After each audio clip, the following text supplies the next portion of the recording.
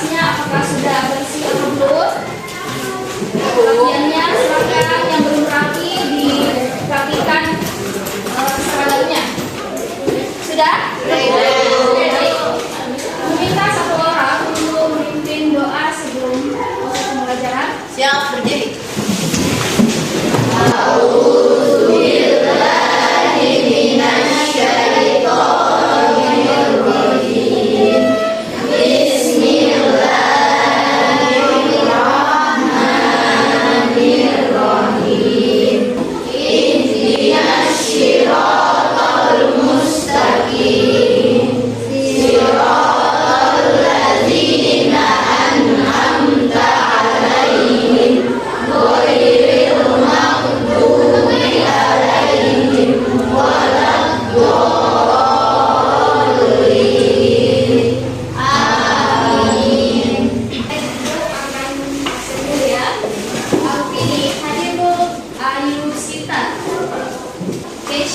Hadirin Bu.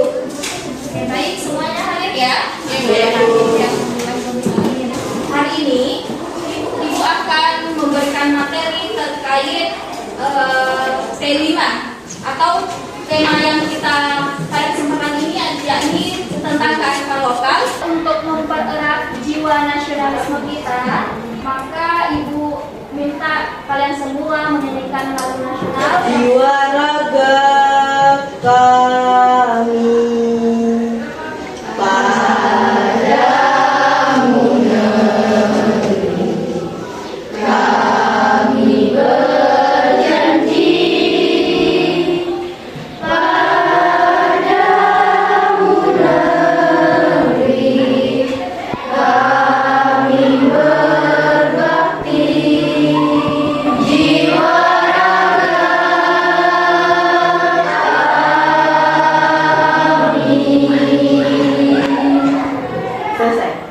Baik, masih ingat yel-yel tema kita? Oke, kalau begitu silakan berdiri semuanya. Kita yel-yel tema dulu. Kelima, Program penguatan profil pelajar Pancasila. kelima. Yes, yes, yes. Ada yang tahu apa itu kearifan lokal? Baik, Bu. Baik, silakan Salsa, apa itu? Kearifan lokal adalah pembelajaran mengenai berbagai proyek yang bertujuan untuk mengenalkan kita dan menumbuhkan rasa jiwa kita terhadap budaya lokal. Oke, baik. Kita untuk temannya.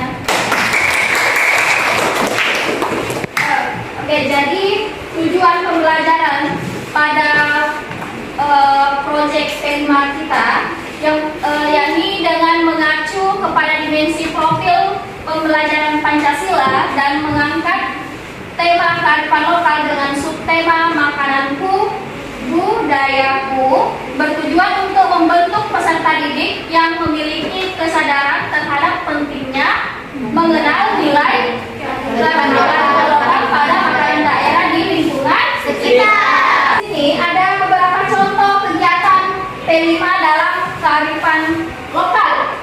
Yang pertama itu pentas seni tradisional seperti menari, menyanyi dan mempraktekkan permainan tradisional. Kemudian yang kedua, memasak dan mempresentasikan makanan tradisional. Kemudian yang ketiga, membuat poster kearifan lokal. Kemudian yang keempat, membuat video wawancara dengan orang-orang yang di sekitar berkaitan dengan kearifan lokal. Jadi kearifan lokal kita yang ada di Papua ini apa saja? Ada yang tahu? Ada kerajinannya, kemudian kemudian ada ya bangunannya kan, rumahnya seperti itu. Jadi itu adalah beberapa kearifan lokal yang ada di Papua. Tetapi untuk saat ini Ibu akan memperkenalkan kearifan lokal, yaitu makanan yang ada di Papua atau makanan khasnya. Jadi di sini ada 13 makanan khas Papua yang unik serta penuh cita rasa.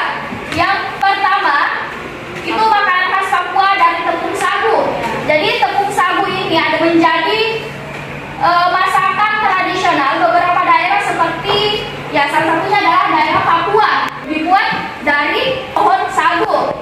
Jadi tepung sagu hampir mirip dengan tepung tapioka. Tapi bedanya ya, tepung sagu itu baunya agak menyengat seperti itu. Kemudian di sini ada yang namanya papeda. Papeda merupakan makanan khas Papua dan beberapa daerah lainnya.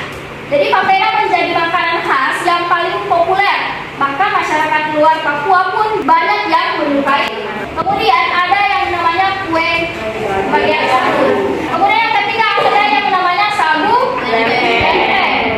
Jadi sagu lempeng ini merupakan kue kering yang bisa dimakan langsung atau bisa dimakan pada makanan seperti nanti kue ikan. Bisa ya? Bisa. Kemudian sagu lempeng dikenal dengan roti sebagai makanan khas Papua. Di Papua ini menjadikan sagu lempeng itu adalah makanan sehari-harinya. Kemudian ada yang namanya sagu bungkus ulat sagu. Ada yang pernah lihat? Jadi ulat sagu yang berada di dalam pohon ini bisa diolah dan dimasak bersama dengan sagu. Ulat sagu ini membutuhkan proses pembakaran di atas arang selama 15 sampai 20 menit. Seperti itu. Oke, kemudian udang selingkuh. Oke, kira-kira kalian tahu kenapa dinamakan udang selingkuh? Tidak. Udang yang dipakai biasanya jenis udang air tawar. Tekstur dari udang ini mirip dengan lobster, tapi bukan lobster. Jadi disebut udang selingkuh karena udang tersebut memiliki bentuk capit seperti kepiting. Makanya warga lokal menganggap udang tersebut berselingkuh dengan kepiting. Itu. Kemudian ada yang namanya ikan bakar manokwari. Jadi ikan bakar manokwari memiliki cita rasa bumbu yang berbeda karena menggunakan sambal khas yang hanya bisa ditemui di Papua. Sambal khas ini berasal dari bumbu-bumbu khusus untuk digiling sampai mendapatkan tekstur yang sempurna dan biasanya disajikan dengan matang. Kemudian ikan bungkus. Jadi makanan khas Papua ini hampir mirip seperti pepes ikan. Ikan bungkus khas Papua ini dibuat dari dua bahan, yaitu ikan laut dan ikan laut alas. Bumbu khasnya rempah yang digunakan pun hanya garam untuk memberikan rasa asin. Yang kesekian ada yang namanya kue lontar. Ada yang bisa buat kue lontar? Ya, kalau itu tidak salah itu proses pembuatannya itu pembakarannya agak lama ya? Iya, terus kalau salah ya adonan tengahnya juga itu nanti. Selanjutnya ada yang namanya keripik keladi. Jadi keripik keladi merupakan keripik yang dari keladi. Keladi merupakan oleh-oleh khas yang paling populer di daerah Papua. Kemudian ada yang namanya sambal colo. Sambal colo ini merupakan sambal khas daerah Papua. Jadi sambal ini rasanya pedas dan asam. Asalnya dari mana itu? Nipis. Sambal colo cocok dimakan bersama ikan bakar. Ada yang namanya terdiri dari bahan nasi dan ikan teri yang digoreng. Setelah itu dicampur daun alas dan kelapa, kemudian dibungkus. Kemudian yang terakhir ada yang namanya cacing laut. Cacing laut yang memiliki gizi sangat tinggi untuk tubuh. Cacing laut bisa dimasak dengan cara digoreng, santai dan dibalado. Mengapa proyek ini penting? Kenapa proyek kearifan lokal ini penting untuk kita semua? Yang pertama untuk mempertahankan jadi mempertahankan sejarah dan identitas budaya. Kemudian yang kedua meningkatkan kearifan lokal. Yang ketiga meningkatkan ekonomi. Kemudian yang keempat meningkatkan kemudian yang kelima meningkatkan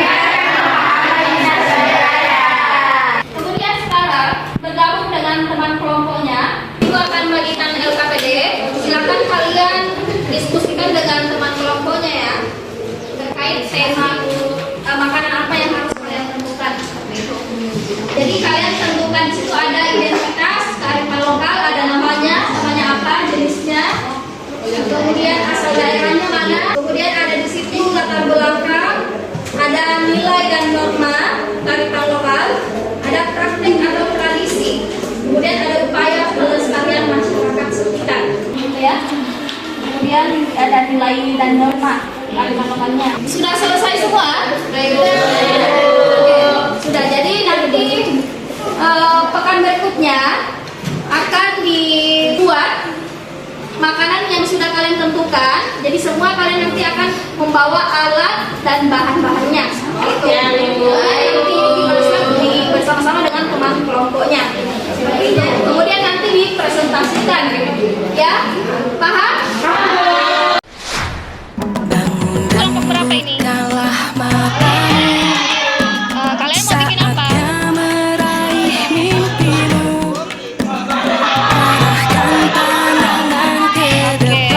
Oke, semangat ya. Sadarilah masa berganti, tantangan kan kita hadapi. Oh, di situ nanti dicampur ya. Gandeng tangan untuk negeri, era kita menanti berseri. Kita belajar Pancasila, kita bernafas dalam sila-silanya. Kita belajar Pancasila, ayo kita jaga untuk Indonesia. Bersatu dalam perbedaan, berpegang tangan dan berlari, singkirkan Warahmatullahi wabarakatuh.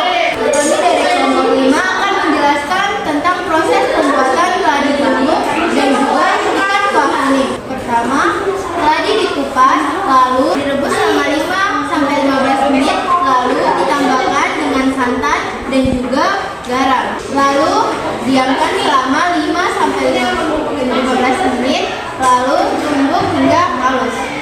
Selanjutnya saya akan menjelaskan proses pembuatan ikan kuah kuning.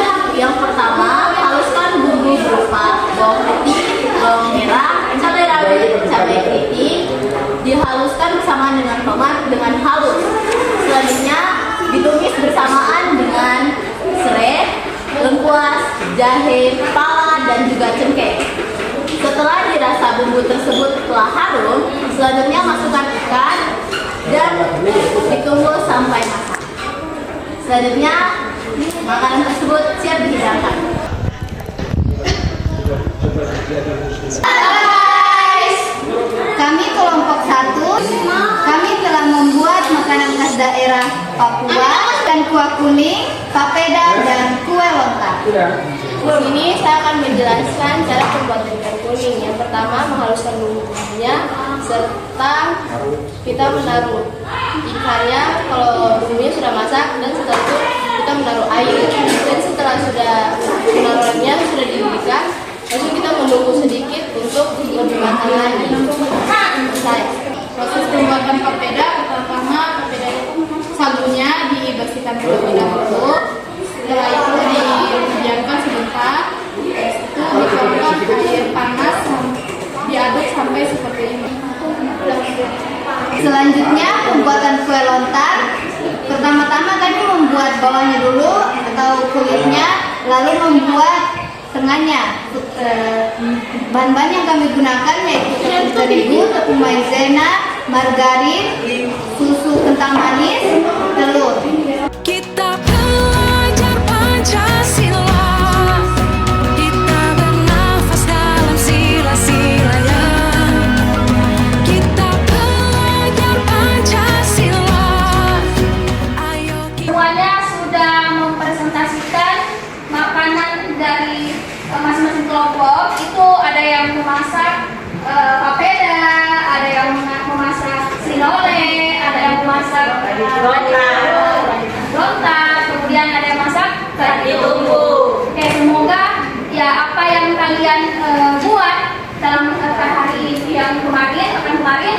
itu yang membuat kalian semakin tinggi rasa cinta tanah air terhadap daerah Bawang.